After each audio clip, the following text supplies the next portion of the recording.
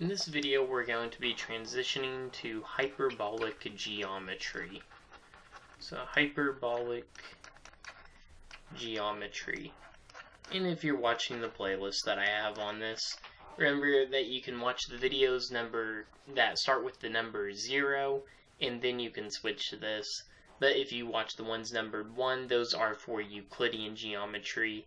So, really all that stuff does not hold in hyperbolic geometry.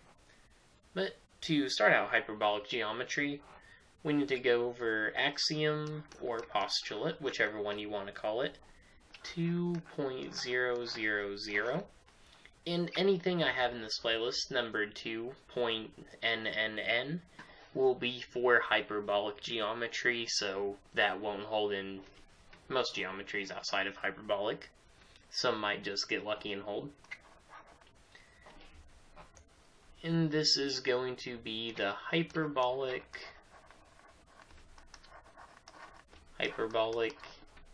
parallel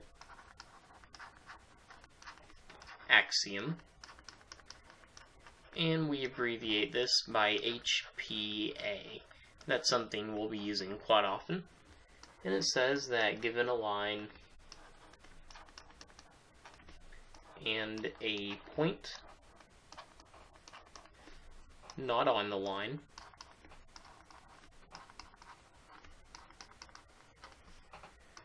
there are at least two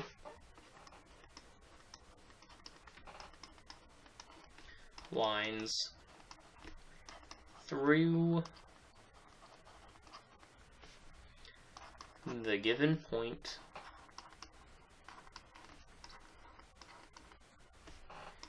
parallel to the given line. So Euclidean geometry is done on a flat piece of paper. Hyperbolic geometry, that can be done on a saddle. Normally use Poincare's upper half plane model, but that's something we'll be going over a little bit later. So what this axiom says is that given some kind of point, we'll call it point P, and we have some kind of line here that does not contain the point P. We'll call this L sub 1. It's kind of hard to imagine because we're so used to Euclidean geometry, but there's at least two different lines here, L sub 2, and we'll call this one over here L sub 3, where they both go through this point, but they're both parallel to L sub 1, so these two lines never hit L sub 1. And it looks like they're going to in this drawing.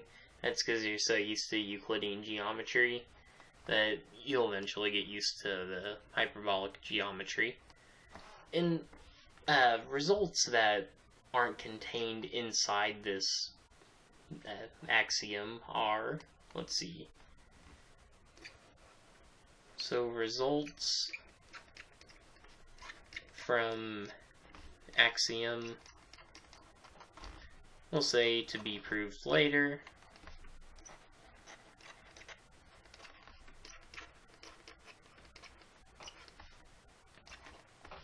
are, let's see, we'll say first one, there are an infinite number of lines through P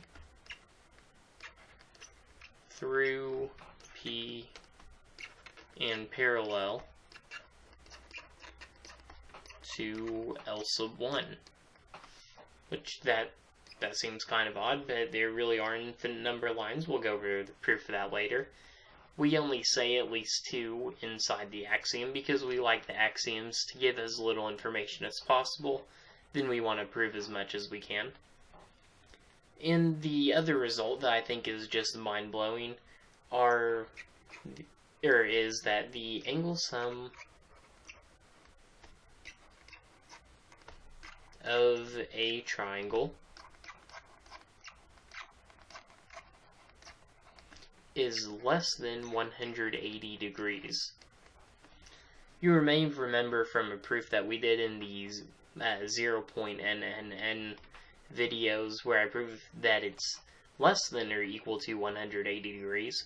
Well, it's because it turns out to equal 180 inside Euclidean geometry, and it's less than 180 inside hyperbolic geometry.